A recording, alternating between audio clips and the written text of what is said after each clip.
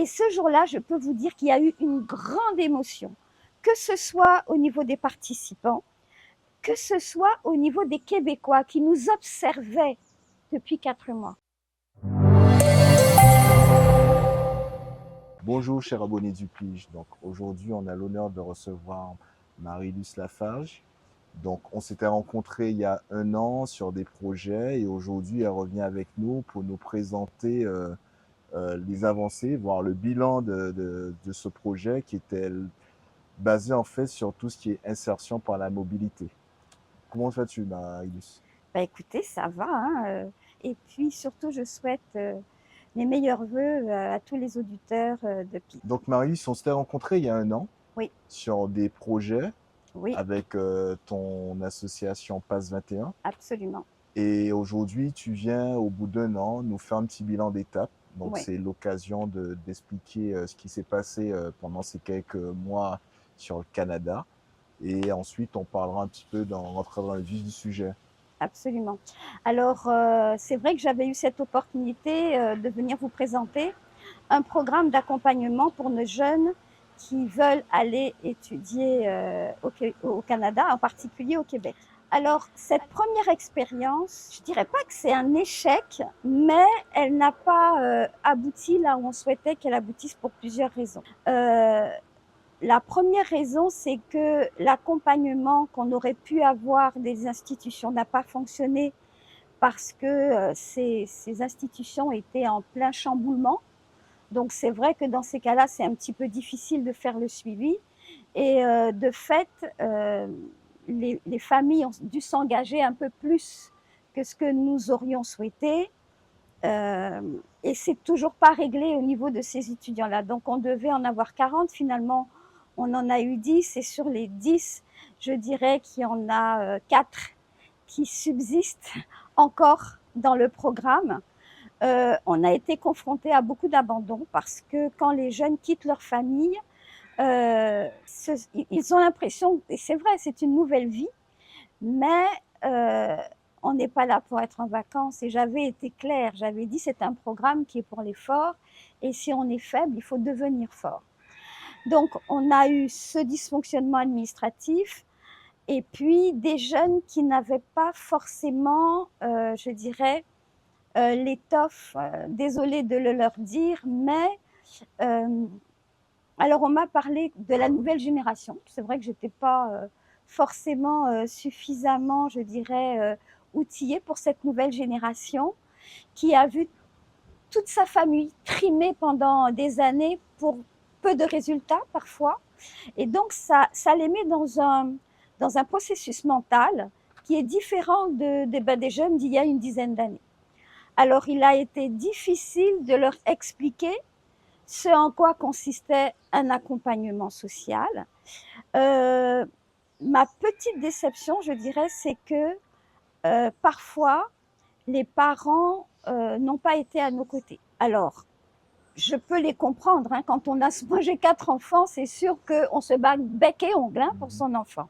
Mais par exemple, si un enfant m'envoie un message en me disant, Madame, est-ce que, en plus pas Madame, passe par un membre de l'équipe, disant, ben voilà, moi j'aimerais bien être à tel endroit vendredi, est-ce que vous pourriez me faire un mot pour que je rate les cours? Je ne peux pas donner le mot pour rater les cours. Ou alors, lorsqu'un établissement scolaire me signale une absence prolongée et que je me renseigne, que je me rends compte que le jeune, au lieu d'aller à l'école, va dans les supermarchés et que je le signale à la famille, j'avais pensé que la famille aurait apprécié qu'on puisse lui dire, ben, ton enfant ne va pas en cours. Alors, l'enfant, c'est des cas différents. Hein. Qu'est-ce que l'enfant a répondu? D'ailleurs, je me suis fait invectiver par ces personnes parce que l'enfant a dit non, mais ce jour-là, il n'y avait pas cours. Ok, tu peux ne pas avoir cours une fois, 2 fois, mais tous les jours, c'est qu'il y a un problème. Surtout quand tu vas nous dire non, mais finalement, je vous ai menti, non, finalement, etc.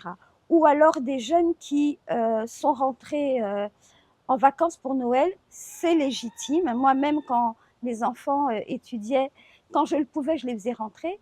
Mais quand tu rentres, ne te mets pas en situation d'abandon de cours parce qu'il y a une complexité sur toutes les problématiques d'immigration. Et quand tu ne viens pas en cours, tu te retrouves en situation d'abandon de cours et ça veut dire que tu n'as plus de légitimité à rentrer sur le territoire.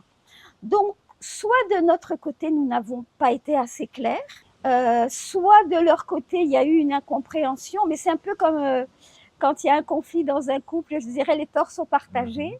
On prend nos responsabilités aujourd'hui et on se dit que la façon dont il faut encadrer des jeunes de cette nouvelle génération qui considèrent qu'ils n'ont aucun compte à vous rendre. Par exemple, nous, vous savez qu'on a mis en place, ça existe encore, des hébergements de qualité. Ben, on a eu affaire à des dégradations. Alors, tu m'expliques que c'est le soleil qui a brisé la vitre. Ou alors, tu es parti en week-end avec tes amis québécois. Je suis ravie pour toi, mais signale que tu ne seras pas là pendant une semaine. Donc, on a eu toutes sortes de choses comme ça qui sont arrivées et qui ont fait que on a aujourd'hui revu notre copie. J'appelle pas ça un échec en soi, j'appelle ça une adaptation par rapport à un public dont très clairement on n'avait pas forcément saisi les préoccupations actuelles de 2025, puisqu'il s'agit de 2024-2025. Et puis, on a eu, je suis très transparente avec vous, hein, je vous ai pas dit oui, tout s'est bien passé, non, c'est pas ça. Mais ça a été très, très riche pour nous en termes d'expérimentation et d'expérience. Alors, est venu se rajouter à cela, en plus du fait que les jeunes ne recevaient pas leur bourse, ne les ont toujours pas reçus, du fait que les familles se sont retrouvées en difficulté, etc. C'est rajouté à cela, peut-être que beaucoup ne le savent pas, mais il y a eu une contraction sur l'immigration au Canada et en particulier au Québec. Donc, l'Eldorado dont on vous parlait jusqu'ici et que moi-même j'ai défendu n'existe plus. Ça ne veut pas dire que le Québec n'a pas besoin de main-d'œuvre, par exemple, mais ça veut dire que l'entrée de la main-d'œuvre est bloquée, que la main-d'œuvre existante actuellement sur le territoire n'a aucune perspective et des familles, notamment françaises et d'autres pays, qui avaient vendu leurs biens pour venir s'installer au Québec, aujourd'hui, au moment où je vous parle, sont dans une grande incertitude, à tel point que, je ne sais pas si vous avez suivi l'actualité, c'est allé tellement loin cette histoire de contraction sur l'immigration qu'il y a à peu près 2 semaines, sous la pression des entreprises, le Premier ministre du Québec a démissionné, Monsieur Legault. Il est encore là en intérim. Donc, c'est pour vous dire à quel point ça a été très difficile. Et j'ai même vu, il y a 2-3 jours, un collectif qui s'est monté pour porter plainte contre le gouvernement à cause des difficultés d'immigration. Alors, je vous parle des travailleurs, mais il y a eu aussi un impact sur les étudiants internationaux à plusieurs niveaux et il faut absolument que nos jeunes soient informés de la situation. Alors, l'impact, le premier, c'est qu'on a réduit les quotas. Par exemple, je vous avais dit qu'on pouvait faire une formation de pilote d'avion dans le coin où je me trouve. Maintenant, le quota pour les étudiants internationaux, c'est 0. Ils n'en veulent plus. Ensuite, pas parce que l'établissement ne sait pas faire, pas parce que la formation n'existe plus, mais simplement parce qu'il y a eu des instructions de la part du gouvernement où on n'ouvre plus cette possibilité aux étudiants venant de l'extérieur. Autre point, il y a des formations, par exemple, qui ont été réduites de 70% de leur quota. Donc là où on pouvait avoir 100 étudiants internationaux, on n'en a plus que 30, parce que la porte s'est fermée également. Troisième point, c'est qu'avant, dès lors que vous aviez fait vos études, pendant un certain nombre d'années, ça vous ouvrait la possibilité d'aller chercher vos papiers pour devenir résident permanent. Ça aussi, c'est complètement bloqué depuis maintenant 2 ans. Ils avaient fait un premier mouvement en disant que c'était provisoire, mais c'est un provisoire qui dure. Et comme je vous le disais tout à l'heure, c'est allé tellement loin en termes de pression de la part du gouvernement et maintenant en termes de réponse des entreprises et des établissements publics et privés d'enseignement que le Premier ministre a carrément démissionné. Alors, on ne sait pas encore ce que ça va devenir tout ça, ce qui fait que la proposition qu'on faisait, pendant que nous, on était en train de se battre, eh bien, on s'est rendu compte qu'on ne pouvait plus faire cette proposition-là à nos jeunes.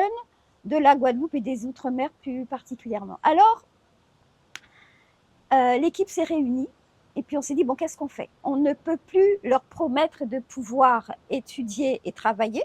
On ne peut plus leur promettre d'être boursiers, alors que normalement les dispositifs existent. Non, mais il t'aide, On ne peut plus, et c'est pas de notre fait, c'est que vraiment on a subi, je dirais, toutes ces choses-là au niveau de notre association. Et alors, on s'est réunis, on a créé un nouveau programme qui s'appelle Rebondir. Exactement. Bon engin. Alors, rebondir pour nous, parce qu'il fallait qu'on croit toujours à cette haute technicité du Québec avec les plateaux, je dirais tous les outils à la pointe, tout ça existe toujours, mais on a voulu nous rebondir et on a voulu permettre à notre jeunesse de continuer avec nous, mais sous un autre format. Pour échapper à la complexité de l'immigration, par exemple, il faut savoir que une personne qui détient un passeport français peut rester 6 mois avec un visa visiteur sur le territoire canadien. Donc on est reparti de ça en se disant, ok, avant, lorsqu'on faisait une demande de permis d'études, dans les cas extrêmes de rapidité, et on l'a vécu avec une de nos étudiantes, ça prend 2 mois entre le moment où on a la lettre d'admission et le moment où elle reçoit le permis d'études. Aujourd'hui, faut compter dans les meilleurs des cas 8 mois jusqu'à 12 mois, voire plus. Donc, pour échapper à cette complexité-là, plus les capacités financières, plus tout ça, on a décidé de proposer désormais des formations courtes. Formation courte, ça veut dire qu'on a par exemple un modèle, mais on pourra le développer tout à l'heure, un modèle qui se passe sur 1 mois, 3 mois, 4 mois, 5 mois, mais toujours inférieur à 6 mois. Grâce à cela, on a aussi réfléchi à quel programme on pourrait proposer, parce que sur les programmes longs, il y a une centaine de formations, mais on ne peut plus y accéder avec facilité. Donc, la réflexion, c'était, on est au 21e siècle, on était en 2025, qu'est-ce qui intéresse un jeune aujourd'hui? Pourquoi ne pas faire les outils numériques? Alors, on a signé un partenariat avec un grand organisme qui s'appelle le DigiHub et qui se trouve dans la ville de Shawinigan, à 30 minutes de Trois-Rivières où nous sommes implantés. Et on a signé un partenariat pour que les jeunes viennent, dans le cadre de leur espace numérique, viennent apprendre l'apprentissage pour devenir intervenants dans un Fab Lab. Les Fab Labs, pour ceux que ça intéresse, vous pouvez aller sur Internet, ce sont des espaces collectifs où on peut apprendre à utiliser des machines-outils qui sont vraiment reliés à tout ce qui est numérique. Exemple, moi je sais imprimer un papier, mais je ne sais pas faire d'impression 3D. Donc, dans le cadre de cette formation-là, les jeunes sont venus faire de l'impression 3D, ils sont venus faire de la découpe laser, ils ont appris à vectoriser et ils se sont découverts des talents inimaginables. Notre expérimentation, elle a commencé en avril 2025 pour s'achever à la rentrée et on avait 20 jeunes, 8 jeunes de la Martinique et 12 jeunes originaires de Saint-Martin. Sur les 20, il y a eu un abandon, un peu complexe, ça arrive, mais le taux de réussite pour les 19 qui sont restés, alors je peux même dire qu'il y en a 20 parce que on a pris à notre charge une jeune qui est encore là-bas et qui est stagiaire, qui est originaire de Saint-Martin et à qui on est en train vraiment d'apprendre à passer le cap de intervenant à management Fab Lab. Donc elle est encore là. Elle doit rentrer, je pense, d'ici le mois de mai, complètement formée et normalement apte à animer le Fab Lab, pas juste intervenir, animer le Fab Lab. On a été très, très heureux de cette expérience-là, parce que d'abord, on a mis à profit toute cette première phase un petit peu en déconfiture, et cette deuxième phase-là, encore, je crois, ce matin, j'ai eu une jeune de Saint-Martin à qui je demandais quelques informations. Je lui ai dit, mais qu'est-ce que tu es devenue? Elle me dit, madame, j'ai trouvé un travail. Je suis aujourd'hui embauchée dans une entreprise qui fait du graphisme et du design. J'en ai une autre de la Martinique qui m'a dit, je suis intervenant pour tous les outils numériques à la poste, pour, par exemple, diriger les personnes âgées, etc. Il y en a plusieurs qui ont retrouvé du travail. Et ce qui m'a aussi beaucoup frappée, c'est le fait que sur la vingtaine, au moment où je vous parle, il y a la moitié qui veut revenir pour reprendre des études. Ce sont des jeunes qui avaient abandonné l'école. Alors, bien sûr, pendant leur séjour, il y a beaucoup d'ateliers, on pourra aussi développer, mais on leur fait visiter des établissements scolaires, hein, ce qui était déjà prévu. Et il y en a beaucoup qui ont retrouvé le goût et l'appétit à reprendre un cursus scolaire. Pour rappel, quand je vous avais expliqué les choses il y a 1 an ou 1 an et demi, au Québec, vous pouvez reprendre vos études dès lors que vous remplissez les critères, mais vous pouvez reprendre vos études à n'importe quel âge, même si vous avez fait la coupure. C'est pas comme chez nous où, quand on a quitté le lycée, ben, on peut pas retourner au lycée, d'accord? Éventuellement, il y a d'autres moyens de passer ces examens, mais là-bas, c'est possible. Et donc, il y a beaucoup de jeunes. Il y en a un qui veut retourner en soins infirmiers. Il y en a 2 qui veulent faire de l'événementiel et des loisirs. Il y a toutes sortes de profils qui, aujourd'hui, nous sollicitent après avoir fait ce séjour d'immersion de 4 mois et qui, aujourd'hui, nous sollicitent pour revenir dans le cadre d'études plus longues avec objectif de retourner sur leur territoire. On a commencé avec le numérique et puis aujourd'hui, pour 2026-2027, on a un catalogue qui s'est enrichi puisqu'on a 7 propositions. On va enrichir encore avec 3 propositions supplémentaires. Donc, normalement, d'ici la fin 2026, on sera à peu près à une dizaine de propositions. Et il faut savoir aussi que ces propositions de formation, on les a faites à partir du diagnostic territorial zéro chômeur du Grand Sud Caraïbe. Mais quand on fait le Grand Sud Caraïbe, en fait, on fait la Guadeloupe. Exactement. Donc, on a détecté des métiers qui sont en souffrance et qui pourraient plaire aux jeunes et qu'on pourrait caler sur une période inférieure à 6 mois. Donc, c'est là qu'on en est aujourd'hui. Donc, on a eu une première expérience mitigée. On a mis en place Rebondir, qui est plus adapté aux circonstances et plus adapté aussi à ce public de jeunes qui ne veut pas forcément étudier longtemps. Il y en a une qui m'a dit « Oui, mais ça va me prendre 14 ans. » Non, ça ne va pas te prendre 14 ans. On avait une feuille de route, tu écoutes à droite, à gauche, essaye de faire confiance à notre expertise. Ce qui s'est passé, je pense qu'il y a eu un moment où les problèmes d'argent ont créé le problème de confiance. Avec le deuxième groupe sur Rebondir, comme tout a été pris en charge à 100%, c'est-à-dire que nourri, logé, blanchi, avec une bourse, cela, forcément, le problème d'argent ne s'est pas posé et n'a pas généré le problème de confiance. Donc, aujourd'hui, on en est là. On est en train de travailler à une nouvelle cohorte et on espère que ça va pouvoir prospérer. Alors, j'ai remarqué effectivement dans ton discours que la Guadeloupe, il n'y a pas eu beaucoup de candidats sur la Guadeloupe. Récemment, vous avez une délégation qui était ici pour promouvoir. Comment ça s'est passé ici? Alors, c'est pas qu'il n'y a pas de candidats sur la Guadeloupe. J'imagine qu'il y a des dizaines, des centaines, voire des milliers de jeunes qui aimeraient vivre cette expérience d'immersion avec nous au Canada. Simplement, comme il y a eu de la restructuration administrative, donc j'ai parlé des problèmes, aujourd'hui il y a une restructuration administrative, que ce soit au niveau de la région, du département, pour ne pas les citer.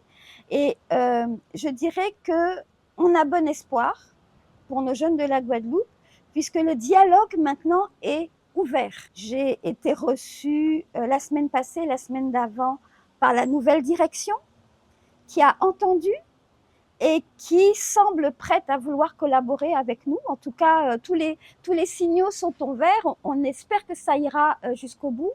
On a aussi rencontré l'ADOM, qui est finalement, même si c'est la fin du processus, mais c'est quand même l'ADOM qui doit valider un certain nombre de dossiers, comme ça s'est passé avec la Martinique ou comme ça s'est passé avec Saint-Martin.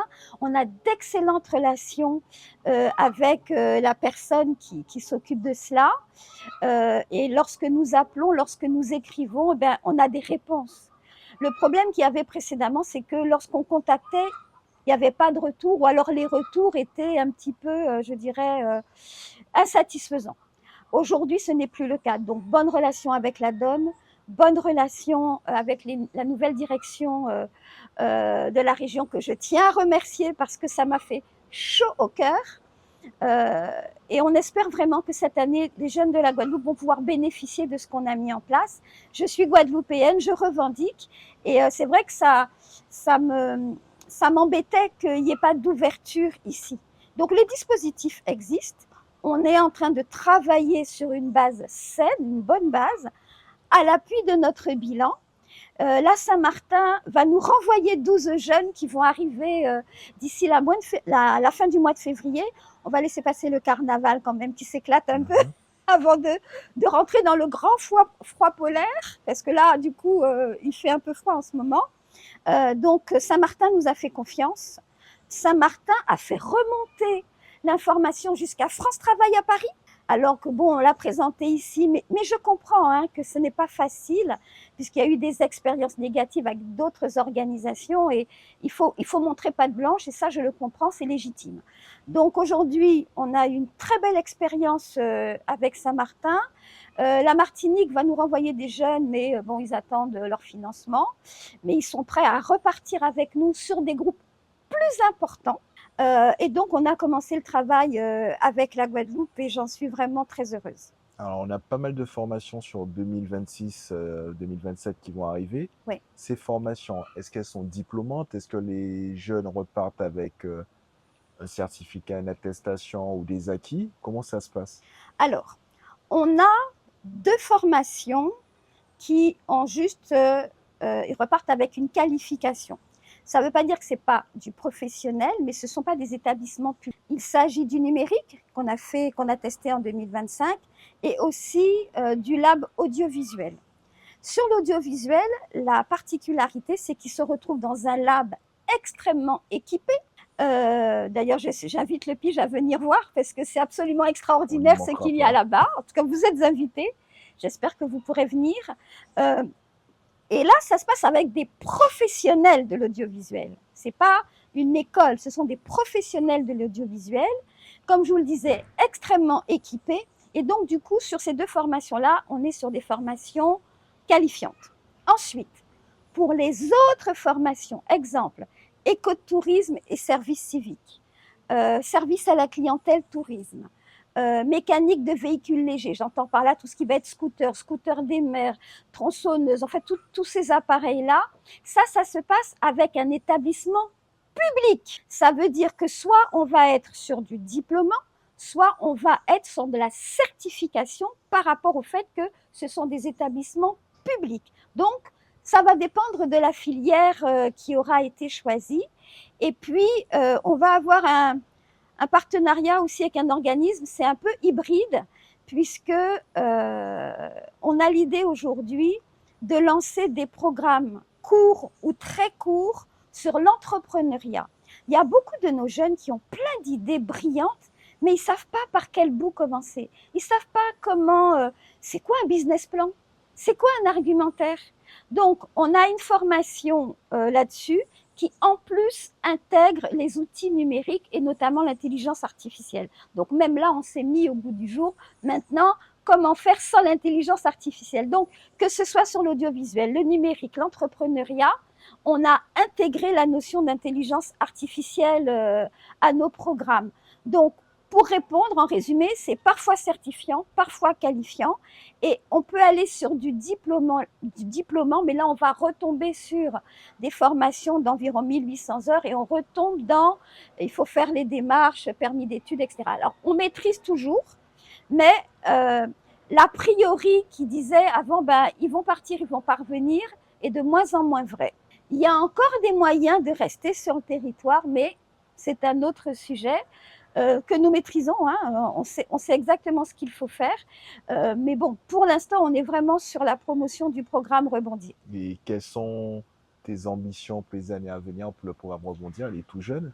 Alors, j'ai une très grande ambition, notamment sur tout ce qui va être entrepreneuriat et quelle que soit la formation. On a 2 volets sur lesquels nous sommes actuellement en train de travailler, notamment sur la notion de retour au pays. On nous reprochait, souviens-toi, de faire partir les cerveaux comme si on faisait de la fuite de cerveau. J'ai jamais été d'accord avec ça. Je considère que les cerveaux, soit ils n'ont pas encore été assez formés, donc on va travailler sur la montée en compétences, soit ils sont déjà formés, mais ils veulent se réorienter. Donc on n'est pas sur de la fuite de cerveau de base. Mais je peux comprendre que la qualité de vie qu'offre le Québec, voire le Canada, était très attractif. Aujourd'hui, on est plus sur du retour au pays de par les circonstances géopolitiques. Et donc, on a deux ambitions. D'une part, les jeunes, soit ils vont avoir ce qu'on appelle un niveau d'employabilité. Le programme qu'on a fait en 2025 le prouve. On a les témoignages de ces jeunes. Soit ils vont vouloir reprendre des études, comme le 50% du groupe, soit, et c'est le troisième volet, on va les diriger sur l'entrepreneuriat. C'est-à-dire que quelles que soient les formations que l'on va donner, il y a toujours un petit morceau où on va t'expliquer que demain, tu pourrais créer ton entreprise. En plus, on a rajouté carrément une formation entrepreneuriat, d'accord, pour pouvoir redynamiser le territoire, puisque nous savons très bien que chez nous, bon, ok, il y a de l'embauche, mais la plupart des gens créent leur petit business. C'est pas parce que c'est un petit business que ça doit pas être de qualité, que ça doit pas être cadré, que ça doit pas répondre à certaines normes. Donc l'ambition, c'est de faire des générations de nouveaux entrepreneurs. Et le deuxième axe, la deuxième ambition, c'est qu'on voudrait commencer à travailler sur la notion de reprise d'entreprise. Nous avons beaucoup de petits joyaux, de petites entreprises où les personnes arrivent à un certain âge. J'ai en mémoire un client de mon mari qui voulait transmettre sa boulangerie. Il a trouvé personne. Donc, ça veut dire qu'aujourd'hui, on va, d'ici la fin de l'année, travailler sur cette espèce de cartographie des entreprises qui pourraient être reprises et réorienter nos formations sur ces secteurs-là, et notamment dans tout ce qui est métier de la construction. On va lancer une formation là-dessus, de telle sorte que s'il y a des entrepreneurs qui voudraient céder leur entreprise avec les financements à aller chercher, etc., on va solliciter certainement Guadeloupe Active pour qu'ils donnent un coup de main, mais soit avoir la génération d'entrepreneurs nouveaux, avec des nouvelles orientations, des nouvelles technologies, soit avoir ce second volet de reprise des entreprises dont les dirigeants veulent partir à la retraite. Alors, on l'a bien compris, un projet d'insertion par la mobilité internationale avec le projet Rebondir. Donc, si on veut avoir plus d'informations, comment on fait pour joindre la structure? Avant de répondre à cette question-là, je voudrais rajouter quelque chose. On ne fait pas que de la formation. On a autour de la formation des ateliers qu'on a déjà pratiqués mais qu'on va renforcer, notamment sur l'estime de soi, le développement personnel. On a des ateliers coaching. On s'est rendu compte, alors je vais vous donner un exemple, je vais pas citer, mais j'ai un groupe en particulier où il y avait 6 filles. Parmi les 6 filles, il y en avait 4 qui avaient été violées et qui sont arrivées dans notre programme Rebondir avec les traumas, et notamment le trauma de l'estime de soi. Donc, il faut savoir que quand on est face à cette réalité, on est en droit de se poser des questions et de savoir vraiment qu'est-ce qu'on peut faire pour ces jeunes-là. Ou alors qui couraient dans la rue sans savoir où ils allaient, ou qui étaient vêtus à moitié. Qu'est-ce que je vais faire pour mon développement personnel? Alors, une fois, ça a choqué quelqu'un, mais j'ai fait un atelier savoir-être. Et pour l'atelier savoir-être, la consigne était la suivante. Nous allons vous inviter dans un restaurant haut de gamme, tenue correcte. Vous pouvez savoir la quantité de messages que j'ai reçus, c'est quoi une tenue correcte? Et oui, parce que tenue correcte, ça pouvait être tenue de soirée. Je leur dis non, c'est pas ça, c'est pas une robe fendue jusqu'à ta cuisse, ça marche pas là. Et ce jour-là, ils m'ont fait honneur à une personne près, celle qui a quitté le programme d'ailleurs, parce que c'était trop court. Je t'emmène à l'Assemblée nationale, je t'emmène au château Frontenac. Pas parce qu'on veut dépenser de l'argent, c'est pas ça. C'est parce que c'est un atelier savoir-être. Tu dois apprendre à chuchoter. Tu dois apprendre à bien lire ta carte. Tu dois apprendre à avoir une posture. Et donc ça, je voulais quand même le soulever. La deuxième chose que je dois dire aussi, toujours reliée à cette histoire de développement personnel, c'est que dans notre équipe, on a pris des personnes, soit qui sont en Guadeloupe, soit des Guadeloupéens qui vivent à Montréal ou dans les environnements de là où nous sommes. Vous savez que les Québécois sont très forts en santé mentale. Hein. Oui. Ça, on ne va pas leur retirer, ils sont bien plus forts que nous. Cependant, et on travaille avec eux. Cependant, on a considéré que notre 400 ans d'esclavage, il n'était pas forcément à la portée immédiate de l'éducateur spécialisé québécois. Donc, on a intégré dans cette histoire de développement personnel, de coaching, etc., on a intégré des gens de chez nous qui sont sur de l'international et qui ont des compétences pour pouvoir mieux comprendre eh bien, cette espèce de, comment dirais-je, tous nos atavismes, tout ce qui fait que nous sommes ce que nous sommes, qui va comprendre notre rythme, qui va comprendre notre approche et qui va être plus à même, pour eux-mêmes l'avoir dépassé, plus à même de nous dépasser. J'ai une très grande fierté sur le bilan, et c'est pas inscrit dans le document que l'on a diffusé. J'ai une grande fierté parce que lorsque nous avons ouvert la session, le maire de la ville où nous nous trouvons est venu nous saluer. Et puis, au bout des 4 mois, on l'a réinvité. Et ce jour-là, je peux vous dire qu'il y a eu une grande émotion, que ce soit au niveau des participants, que ce soit au niveau des Québécois qui nous observaient depuis 4 mois. Et je me souviens de la femme de ménage qui fond en larmes. Parce que d'abord, elle avait ses petits chouchous dans le groupe desquels elle prenait soin. Et je suis allée la voir, je dis, mais pourquoi vous pleurez? Elle me dit, je les ai vus arriver et je les vois après 4 mois. Et le changement est tellement tangible que c'est incroyable. Et à la suite donc de cette clôture-là, le maire a déclaré publiquement que notre programme était un exemple pour le Québec. Et ça a été une grande fierté pour nous de voir que, ayant été observés, on n'est pas chez nous, hein, tout à fait. Mais on a été observés. Si on avait planté ça, c'est fini, hein. Ces gens-là n'ont pas de temps à perdre. Mais le fait que le maire nous dise qu'on était une fierté et un exemple pour le Québec, ça nous a donné beaucoup de fierté. Et aujourd'hui encore, je reçois des messages de ces jeunes-là. J'en ai une à laquelle je pense en particulier, qui faisait partie des gens les plus matures, qui avait l'air droite dans ses bottes. Et puis, elle m'a écrit début janvier pour me donner ses vœux.